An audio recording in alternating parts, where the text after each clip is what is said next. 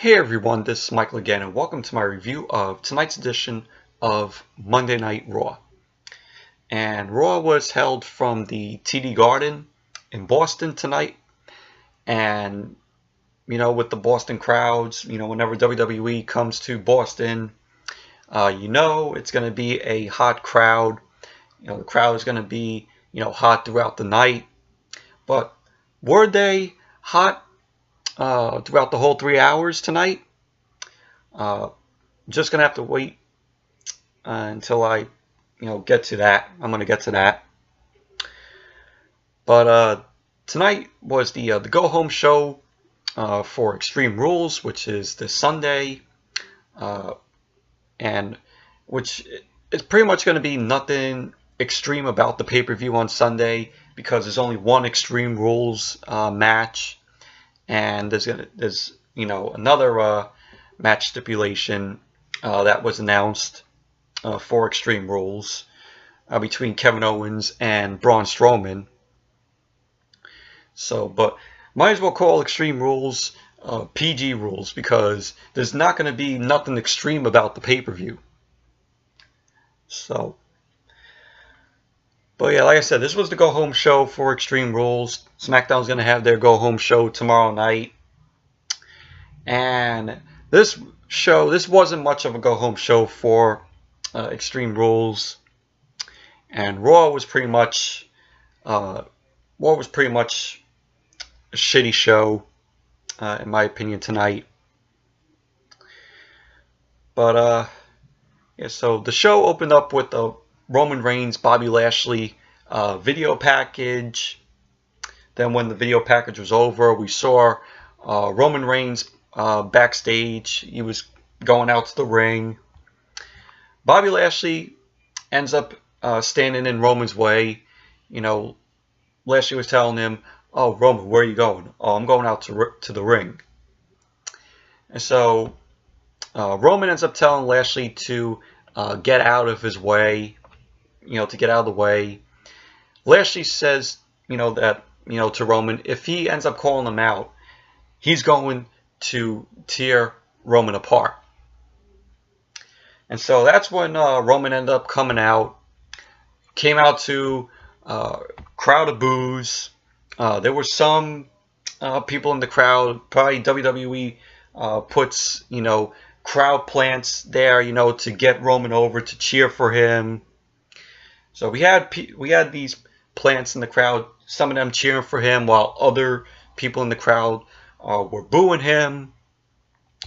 So he ends up saying, after this, Roman ends up saying, after this week, there was a whole lot he could talk about. And, when he was talking, people booing the hell out of him. So, and then he says, he never had someone stand him in the face, and, call someone out. And Roman ends up calling out Lashley. Bobby Lashley ends up coming out, gets in the ring with Roman inside. Kurt Angle ends up coming out with Constable Baron Corbin, saying that, telling both Lashley and Roman to save it for Sunday, because Kurt Angle didn't want, a brawl happening between the both of them. But then we see, of course, Lashley and Roman have a brawl in the ring. So then Kurt Angle ends up calling out the whole Raw locker room. The whole locker room comes out to separate Lashley and Roman. You had at one point Balor, and Balor ended up coming out trying to separate them. Balor, we saw at one point, ends up punching Corbin, and it was basically just at the locker room trying to separate Lashley and Roman. There was at one point where outside, Lashley ended up clotheslining Roman, which was cool. Then you had Roman do that leap over the top rope and he landed right on top of the whole locker room and Lashley, and that was pretty awesome. And the crowd was just, you know, hot for that whole entire segment. And what it looked like, we were, you know, it was pretty much done between Roman and Lashley with the brawl. But no, Roman ends up wanting more. He goes back and, you know, tries to attack Lashley. And pretty much that was basically how the segment went. And I gotta say, it was a good segment, in my opinion. Even though I'm not a fan of Roman, I think, you know, WWE, you know, shoves Roman down our throats every single week with him. But it's, you know, to me, this segment was a positive thing between Lashley and Roman. I like what I saw of Lashley tonight. It makes me want to forget everything that happened with Lashley and Sammy. You know, with the whole Lashley sisters thing, which was fucking dreadful with that segment. But, you know, it makes me, you know, not want to think about the whole feud that Lashley had with Sammy, with the sisters and the obstacle course.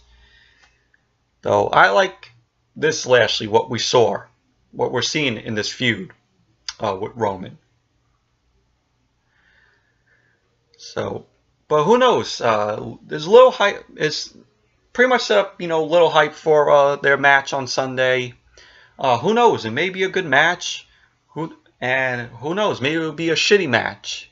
You know, but I know, I'm calling it right now. I know probably WWE is going to put their match as the main event for Extreme Rules on Sunday. Mark my words. I may be wrong on that, but I know that's pretty much possibly what WWE is going to do. Put Roman in the main event once again with Lashley. So, but who knows how the match is going to be. Like I said, it may be good, maybe shitty, but we'll just have to wait and see. And, you know, it's Philadelphia, so who knows how that Philly crowd is going to be with this match. I know they're going to boo the hell out of Roman, so. But all in all, this was a good segment. It was an enjoyable segment. The crowd was hot for this segment. So then we had Alexa Bliss and Mickie James were backstage. They were watching what happened with the brawl between Roman and Lashley. Alexa says, you know, that what happened with Roman and Lashley in that brawl was nothing to what they are going to do with Nia and Natalya. So that was pretty much what happened backstage. Then we had the first match, Nia Jax and Natalya versus Alexa Bliss and Mickie James. This was a typical women's match. Nothing really great happened in the match. Nothing interesting. Nia Jax and Natalya got the win with Nia hitting a leg drop to Mickie James. Then you had, after the match, Alexa ended up coming in with a kendo stick, and she ended up hitting Nia with it.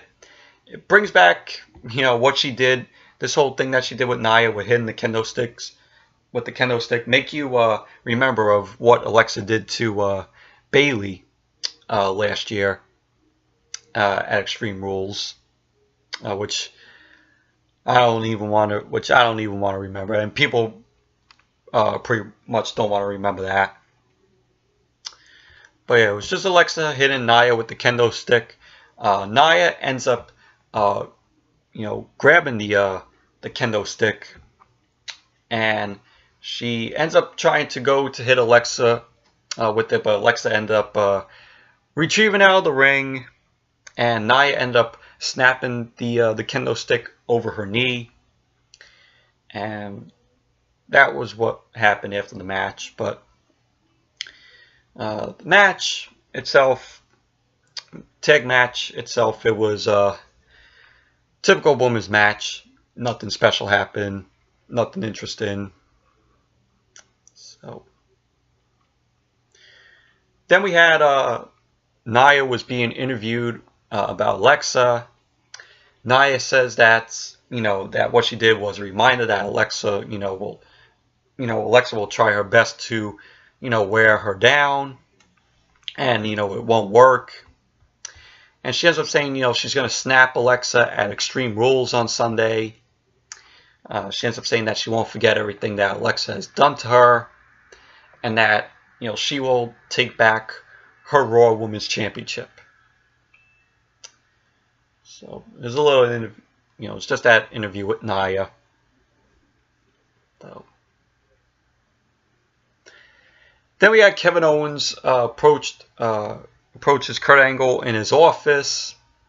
Owens says to Kurt that he's here for work, and Owens gives Kurt a doctor's note saying he's not medically cleared to compete tonight, and that the only thing that he's going to do tonight is hang out in Kurt Angle's office until the end of the show. So pretty much that was basically what Kevin Owens did tonight on Raw. You just sat in Kurt Angle's office. Then we had Mojo Rawley versus No Way Jose. They've been hyping this matchup for 2 weeks, and again this match, and pretty much basically this is where the Boston crowd was pretty much dead until the main event. So yeah, so this is where the Boston crowd decided not to give a shit, throughout the whole show anymore, up until the main event. So the match itself, it was shit, in my opinion. It was really shitty. Mojo Rawley ended up getting the win with the Alabama Slam on No Way Jose to score the win. Shitty match. Nobody in the Boston crowd gave a fuck. So then we had Sasha Banks and Bayley going on with their counseling. Dr. Shelby wasn't on this week, so a woman. They said that new therapists for Sasha and Bayley were there. It was a woman, and the only reason why they're doing this counseling between Sasha and Bayley is because not just to put them on TV, not for them to have a match. They didn't want to put them in a WWE. Didn't want to book a match between the both of them at Extreme Rules. So now we got to wait until SummerSlam, because I know that's what WWE's plan is for Sasha and Bayley to have a match at SummerSlam next month. So this is the reason why they are doing this whole counseling storyline between Sasha and Bayley. Just for them, just so WWE didn't have to book a match for Sasha and Bayley for Extreme Rules. That's the reason why. So, but thankfully, they were short. So, yeah, so that's what happened throughout the night tonight with Sasha and Bayley. And then we had Jinder Mahal and Danielson ended up approaching Seth Rollins. Seth, Jinder was saying to Seth that life is beautiful instead of burning it down, and one must brace it. And Sorry about that, but I was saying Jinder Mahal and Sunil Singh approached Seth Rollins saying, life is beautiful instead of burning it down, and one must brace it. And, Seth says, Seth ends up telling Jinder, like when he burns it down, he feels pieces of his, pieces of his soul. So then Jinder says, follow what I do. Ends up telling Seth Rollins to follow what he does. And they do that, that Shanti thing, like what they did last week with Kevin Owens. When Kevin Owens was trying to breathe and calm down from, from facing, or seeing Braun Strowman. So it was just that with Jinder Mahal. Same thing, what Jinder was telling Kevin Owens to do last week. So now, Jinder was, saying, was helping Seth Rollins, to do it. But it was basically just that little backstage segment with Jinder Mahal and Seth Rollins. Then we had Seth Rollins end up coming out saying, Boston knows had a party. And he says the only thing that matters is former Intercontinental Champion himself, meaning him. And he says the good news. He ends up saying, the good news is he's got an opportunity. He's got an opportunity to change that. And Sunday he goes one-on-one with Dolph Ziggler in a 30-minute Iron Man match.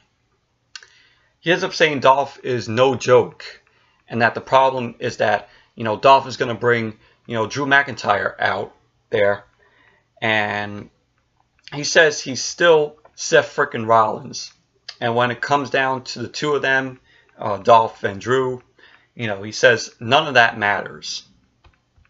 So out comes Dolph Ziggler and Drew McIntyre.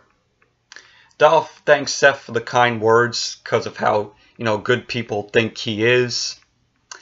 And he says Sunday he's not bringing his good looks, his toughness, agility, and, McIntyre. And he says he's bringing the Intercontinental title. And, tells him, he ends up telling him, don't think for 1 second, he's going to leave, Extreme Rules without, that he's leaving Extreme Rules without it. Meaning Dolph. And Drew says, Drew says to Seth, it's not all that bad. At least, he has, little nicknames and a painful defining loss. And Dolph ends up saying to Seth that he's still, Seth frickin' Rollins. Dolph ended up calling Seth, one of the greatest wrestlers to step in the ring. And he goes on to say that, Seth is no Dolph Ziggler. And so Dolph ends up telling Seth by winning an Iron Man match, it's going to be victories after victories, trying to beat down your opponent until the score is filled up, until the scoreboard is filled up. And so Ziggler goes on and, bringing up about his college wrestling record. And Seth says to him, oh, did Drew make you win all the victories? When Dolph was, bringing up his college wrestling, record. And Drew says, Drew ends up saying to Seth, it doesn't matter where he's been, and that, he's going to go straight to the top. So Seth ends up saying to McIntyre, why is McIntyre taking orders from Dolph? Why is Dolph leading McIntyre on a leash? And Seth says at first, he didn't understand, about that, but he knows why. Because McIntyre knows all of Dolph's secrets, and brings up about, sheep in Scotland, saying how, probably McIntyre, loves, like sheep there in Scotland. And Drew and McIntyre ends up calling out Seth, saying, he wants to know how much of a man Seth is. and McIntyre ends up wanting a match with Seth tonight. Seth, of course, accepts, and he warns McIntyre to be careful because he's a bad man. Pretty much, basically, doing a a sheep, sound when he said bad man. And Seth kept on saying that, and it allowed McIntyre to come into the ring and attack. Seth ended up ducking underneath McIntyre, and he ended up, heading up the ramp. So pretty much it was, a decent segment with Seth and Dolph and Drew McIntyre. Then we had the B team backstage, getting ready. Curse. Bo Dallas ended up having a match tonight with Matt Hardy. And the B team ended up coming out. Curtis Axel says, this Sunday they will dethrone both Matt Hardy and Bray Wyatt and become the Raw Tag Team Champions. Matt Hardy and Bray Wyatt, they're on the Titantron. Matt says, he's heard enough of the B team's dialogue and that the fun and games are over. And Bray says that laughter is contagious and so is fear. And he says they have a cure for the B team because the B team are infected. And Matt ends up saying that they will be deleted on Sunday, that the B team will be deleted on Sunday. And Bray is like, why wait until Sunday when we are here? And so Matt Hardy and Bray Wyatt, they both appear in the ring behind the B team, behind Curtis Axel and Bo Dallas. And when Curtis and Bo end up, turning around, they retrieve out of the ring. Then we had the match, Bo Dallas versus Matt Hardy. This was meh match. It was a boring match. Bo Dallas, Matt Hardy ended up tossing Bo, and Bo ended up hitting his face on the bottom rope, which looked crazy. But basically, it was just Matt Hardy dominating through the match on Bo. But in the end, Curtis Axel was distracting, did some distracting in the match. Bo Dallas ended up hitting a dragon screw neck whip to Matt Hardy to win the match. So Bo Dallas ended up winning the match. After the match, you had Bray Wyatt and Matt Hardy come back in the ring, and they ended up taking down Curtis Axel and Bo Dallas.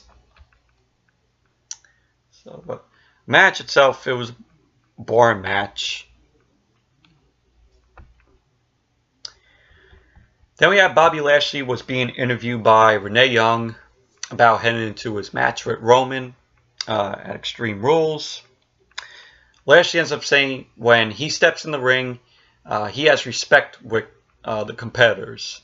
He even said he even had respect. He even respected Sami Zayn, but he has zero respect for Roman. Saying he doesn't. Lashley's saying he doesn't like anything about Roman, and he says he likes to fight, and when he steps up to fight Roman, Roman won't be walking out of Extreme Rules. And then Lashley ended the interview by saying, "Believe that," mocking Roman Reigns. So that was the interview with Bobby Lashley. Then we saw Tyler Breeze backstage with Sarah Logan and Liv Morgan. Fandango is out with an injury, so it's just Tyler Breeze there now. But Tyler Breeze, like I said, was backstage with Sarah Logan and Liv Morgan, He actually gives them both Fashion Police shirts.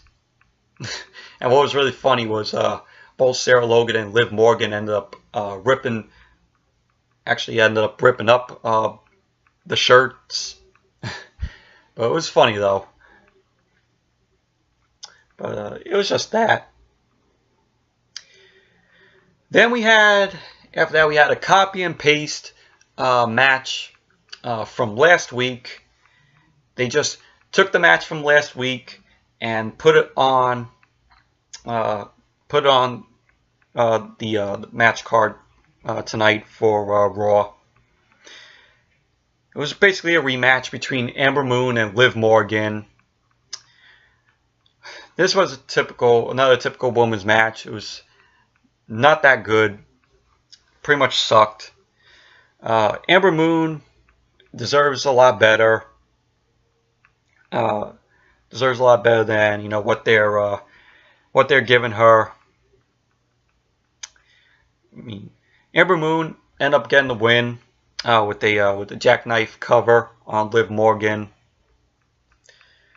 So that was a match. Nothing special happened. Nothing good happened. Typical women's match. Then we had Finn Balor was being interviewed by Renee Young about Constable Corbin, and I've been seeing this, for past months. Why is Finn Balor always smiling a lot? Yeah, every week you see Finn Balor, he's like smiling. I'm like, this is not the Finn Balor, that I know that I know. The Finn Balor that I know is the Demon King. When he always used to come out in NXT, that was Demon King Finn Balor. That was an aggressive Finn Balor. That was the Finn Balor that I like. Now, I don't want to see every single week Finn Balor, being shown on Raw every week, smiling like that. I'm like, they're just, to me, I like Finn Balor, but they're just ruining him, in my opinion. WWE is pretty much ruining Finn Balor. I would like to see the Demon King return again. The Demon King Finn Balor return. But knowing WWE, they're not going to do that. I think we've pretty much seen the end of Demon King Balor. So when was the last time they used Finn Balor when he was the Demon King? Can't even remember. But, so yeah. Finn Balor was being interviewed about Constable Corbin with Renee Young. Bobby Roode ends up approaching Renee Young, and we haven't seen Bobby Roode in what, 2 weeks? I can't remember. I can't remember the last time that we saw Bobby Roode. But Bobby Roode ended up approaching Renee Young, saying that him and Finn are unstoppable in the ring. They're both good looking, have good abs, blah blah blah. And he says that Constable Corbin can say, what he wants, and when it's time to perform, nobody's better than him and Balor. And Roode ends up saying, when it's all said and done, they're going to be not glorious, but victorious tonight. And then Roode ends up saying, it's going to be glorious. So then he ends up saying that, if they win tonight, it's going to be glorious. And Finn Balor says Constable Corbin, thinks he has the brains of the operation, of going around telling, people that, that Balor is half as big and tough and strong. And that was basically the interview with Balor and Bobby Roode. So then we had Kurt Angle and Kevin Owens. Kevin Owens was still in Kurt Angle's office, And we saw Owens spraying an air freshener. Angle ends up saying it must be leftover stink from last week. Because, Kevin Owens went into the porta potty to hide from Strowman. Strowman ended up, taping the whole porta potty. He ended up, dragging it all the way to the stage last week, to the tip of the stage. And then Strowman ended up running and pushing, shoving the porta potty off the stage where, Kevin Owens is, still in it. And Kevin Owens had, the blue, looked like blue paint, dye from the porta potty there. But that's what Kurt Angle was making a joke out of tonight with Kevin Owens. And in came Dolph Ziggler and Drew McIntyre.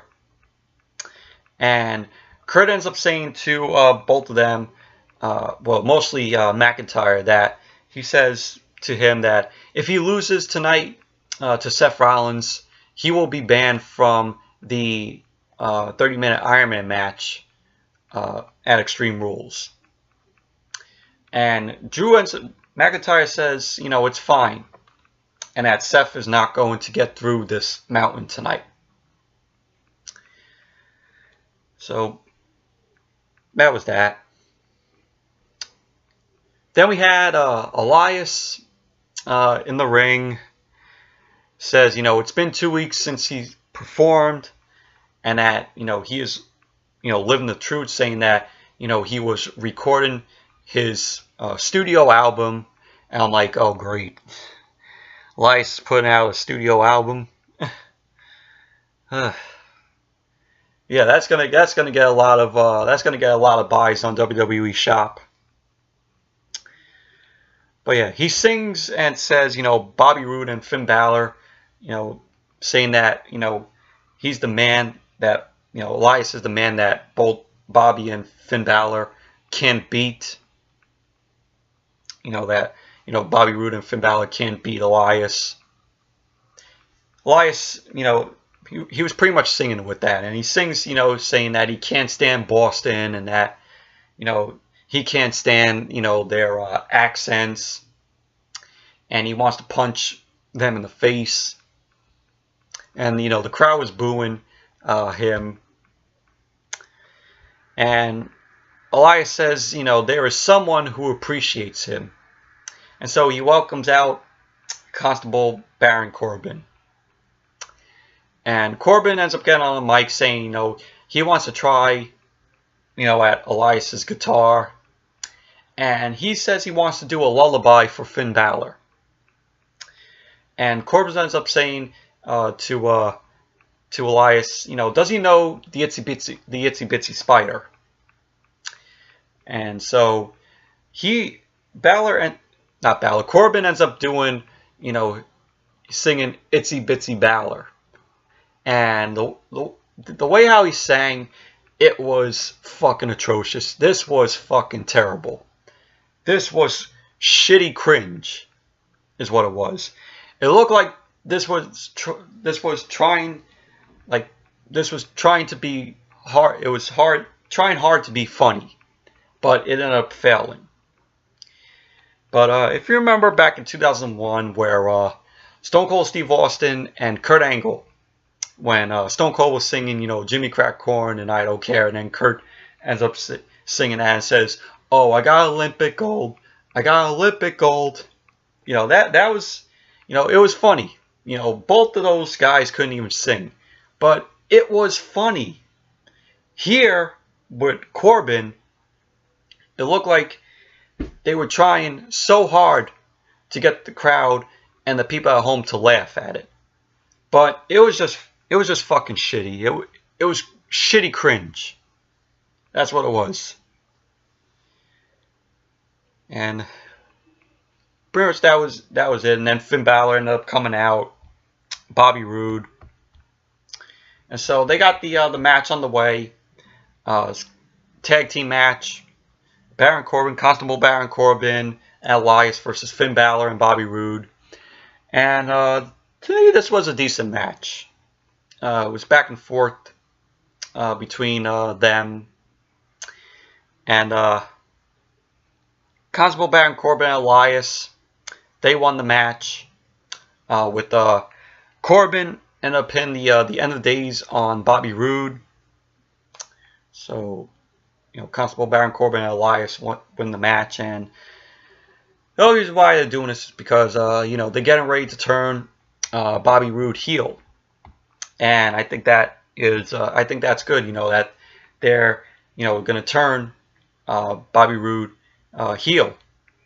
And I hope that they make him, the cocky heel persona that he had in NXT, which made Bobby Roode likable as a heel when he was down in NXT. So I hope they go that route and not screw it up. Well, this is WWE, what I'm talking about. But, WWE has a tendency, of course, to ruin stuff. To ruin some stuff. So, but yeah, that's what's going to happen with Bobby Roode. They're going to turn him heel. Then we went to Kurt Angle's office once again. Kevin Owens was eating a sandwich there. In comes Braun Strowman. Kurt says he invited Strowman into the office, and he announces. Sorry about that, but I was saying Kurt said he invited Strowman into his office, and he announces to Kevin Owens that their match Sunday will be in a steel cage. So it's going to be a steel cage match between Kevin Owens and Braun Strowman Sunday at Extreme Rules. And what was funny, Strowman says Owens reeks of fear, and he ends up spraying the air freshener at Kevin Owens, and Owens ends up, choking on it. It was funny. But yeah, so that pretty much was what happened. Then we had Renee Young interview Roman. Roman says, he didn't have any respect for Lashley until he saw the fire in his eyes. He says Lashley is going to need a little more of that on Sunday. Roman ends up saying, he doesn't care about Lashley's physical tools, and he's going to beat him and move on to bigger and better things. And that Lashley will be the guy somewhere else. So that was the interview with Roman. Then we had the main event, Drew McIntyre versus Seth Rollins. If Seth Rollins wins the match, Drew McIntyre would be banned from the Iron Man match on Sunday. And this was a good, decent main event. The crowd was came back alive during this match. They were rooting for Seth Rollins.